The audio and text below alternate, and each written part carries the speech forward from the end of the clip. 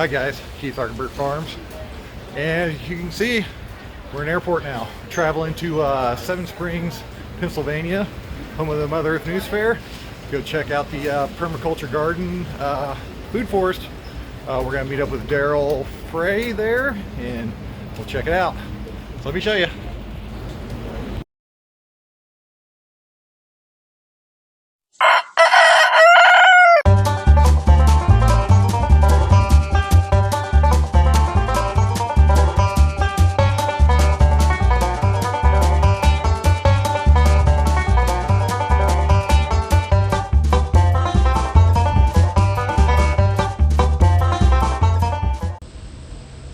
So we made it down to Pennsylvania. We're now at the Seven Springs Resort here in the mountain region, Pennsylvania, down at the food forest. Yeah. I'm here with Darrel Frey. He's going to be taking you on a tour of the garden and show you what we got in it. So we'll get to that right now. My name is Darrel Frey. I'm a permaculture consultant and educator based in western Pennsylvania. And today we're at Seven Springs Mountain Resort in the beautiful Laurel Mountains of western Pennsylvania. This has been the site of Mother Earth News Fairs since, I think, 2011. And in 2019, we started this, and in 2018, we started this food forest demonstration here at Seven Springs Resort. And so today we're going to look at the food forest and see what's growing here. So a food forest is a perennial polyculture. It's a garden designed to mimic nature, where there's, in a food forest we have generally, or in any forest, there's larger trees, and there's understory plants and ground layer plants and root things going on under the ground in the roots. So multiple layers, and with the food forest we're trying to mimic nature and use useful plants for these various layers. So here at the Seven Springs Food Forest, we started with some apple trees. They're still kind of small, so it's an evolving system. When the trees are full grown, they'll be about 12 feet tall, and then a lot of the other plants are growing around them. So when we established it, we started with 2 apple trees, a Ben Davis heirloom and a Granny Smith apple. And then we planted gooseberries and currants as an understory, and then a lot of herbs and useful plants. One of the common plants in the food forest usually is comfrey. In comfrey, you have a deep tap root. They can go down and bring up nutrients, calcium and other minerals, and make it bioavailable to the other plants when their leaves decay. So a lot of times we cut and use this to mulch our plantings. We have bee balm and bergamot, both used for teas, nice Earl Grey tea, and we planted horseradish in our root zone. We have daylilies, which we will be harvesting shortly and eating some of the daylilies. And then we have some purple flowering oregano. Purple flowering oregano can be used on your pizza, wherever you use oregano, but it's very good, beneficial insect plant. It attracts syrphid flies and other beneficial insects and flowers over a long season. We have lovage root, which has edible roots and edible greens. A big feature in this garden is Jerusalem artichokes. We planted some Jerusalem artichokes between the apple trees, and they're growing pretty tall right now. Lemon balm is another tea plant that we established here to, again, beneficial insects and to use in tea and for culinary uses. We have bronze fennel, and bronze fennel has tasty seeds, it has edible flowers, edible leaves, and again it flowers over a long period of time, so it attracts a lot of beneficial insects. One of our understory ground layer plants is violets. These probably came on their own, but they're very welcome in our food forest. The flowers and the leaves are both used in salads. Very nutritious and edible. We have garlic chives, and garlic chives, flowers and the leaves are used anywhere you want a garlic flavor. um, and the Jerusalem artichoke, and then we have mints. Mainly we planted spearmint because it's the most common used as a culinary herb for teas and sauces, pestos.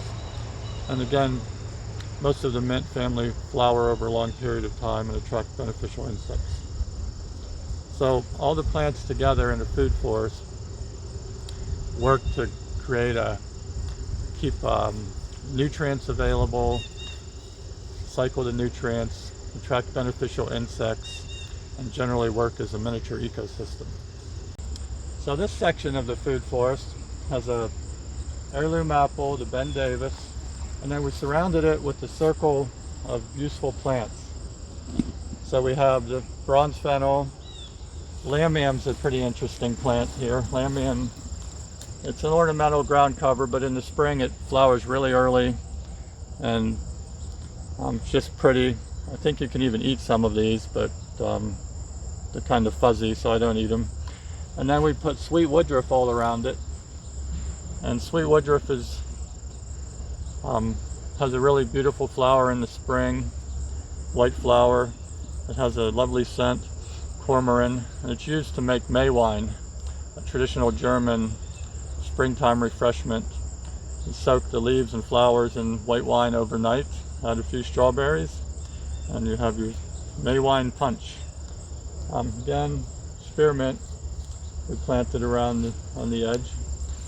We wanted the spearmint to get a little rampant because, again, if the restaurant wanted to use some spearmint, they'd have a nice patch to have it from the restaurant nearby. And garlic chives we planted in our little circle around the tree, and comfrey. So now when I got here this year, after 2 years of not coming, the ground ivy was invading, and so I pulled out a lot of ground ivy. Goldenrod had moved in, and goldenrod's a great plant in its own, but it can take over a garden and suppress the other plants, so we didn't want the goldenrod here. But we do welcome some volunteers, like the wood sorrel. It's a tasty, there's some green ones here. The leaves, the flowers, the pods are all edible. They have a nice lemony taste. So we like to put these in our salad mixes. And the violets volunteered, so we like those here. So it's a nice little polyculture system going on here. And really, we don't really want to add much to this one. The apple tree will grow, get bigger, and these things are all shade tolerant. And then we'll just add more plants around the edge as the tree grows in future years. So in the central portion of the food forest, between the apple trees, we planted a little guild of Jerusalem artichokes, sunflower with an edible tuber, and we planted groundnuts, which are a legume vine that also has an edible tuber. And we'll dig some up here in a little bit. And then we planted daylilies, which have edible flowers and edible tubers. And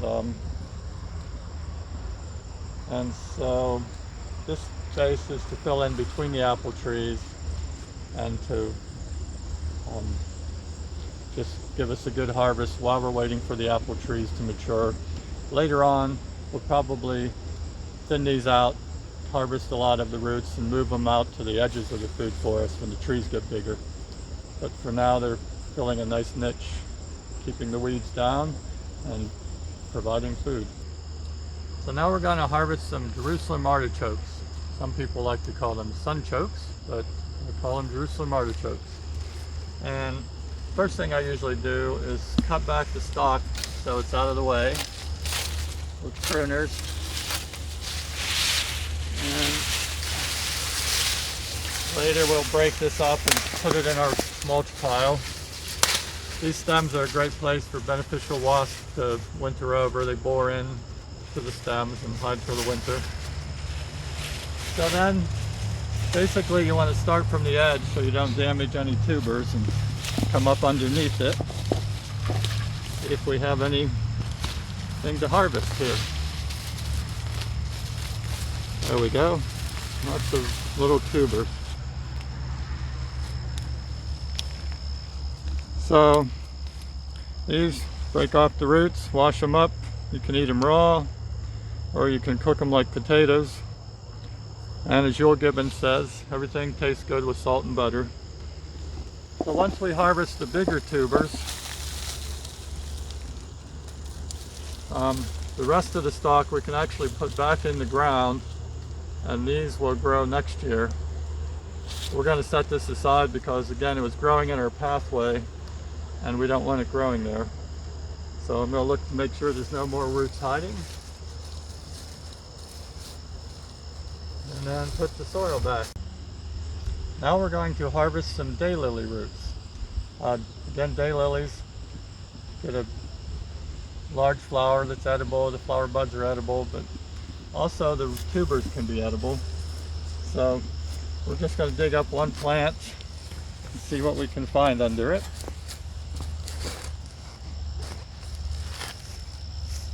A little tough. I have to come around from a couple sides.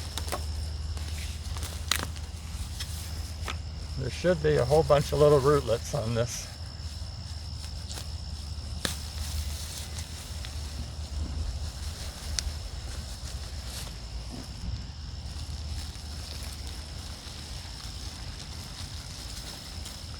So these little tubers, again, are the edible part.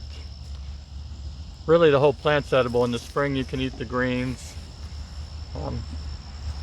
And then the flowers again, and the flower buds, and then these little tubers. Okay, so now we're going to look for a groundnut tuber.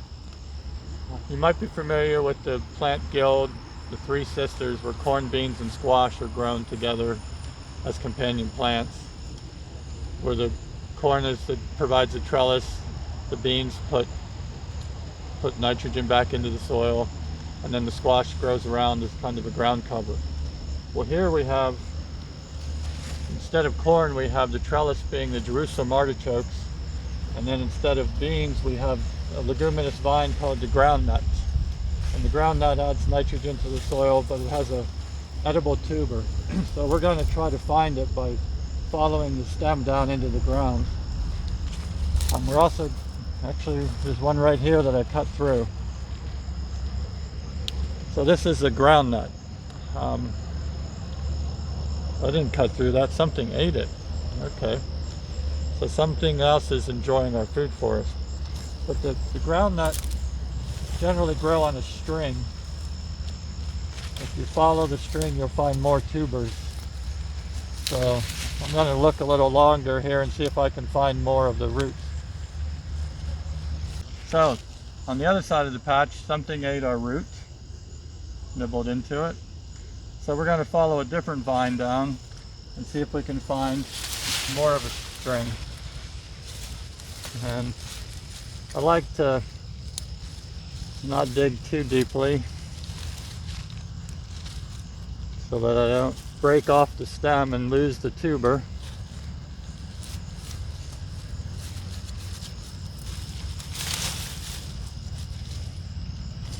They vine as far underground as they do on the surface.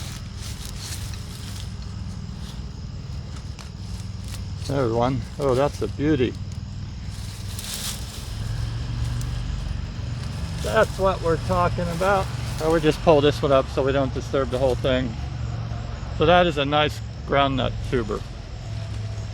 And again, we wash it off. We can slice them up and eat them raw, but they taste better when they're hot, fried, like the Jerusalem artichokes. Baked or stir-fried. And again, if you follow up the vine, it's this beautiful pea plant. Actually, in the spring it gets or in the summer it gets a really beautiful flower, big cluster of pea flowers, and really dark purple color. So it adds an element of beauty. Now in some places they actually get seed pods, and you can buy groundnut seeds, but this far north where the flowers were, they usually don't set seeds in Pennsylvania. But you can. So I hope you have enjoyed our little tour of the food forest. After 4 years with a little neglect, it's still really productive. And just the final thing I really want to say about food forests is They're a very ancient human practice, but they're new to most gardeners in North America. And so I encourage people to experiment. If you have an apple tree, plant some currants around it. If you plant some herbs, get the most out of your space. You know, follow nature's model and create a multi-level food forest garden. Well, hope you all like what you saw here today and thought it was useful. Now, it was a great privilege coming up here to the home of Mother Earth News Fair, getting an explanation of the food forest with Darrel Frey, and kind of show you what we got going on here. And hopefully we'll be doing this next year again, and I'll get to actually present to everybody here, because this looks like a beautiful, beautiful venue for the Mother Earth News Fair. So hope to see y'all next year, and also don't forget to subscribe, and I'll see y'all next week. Thank y'all.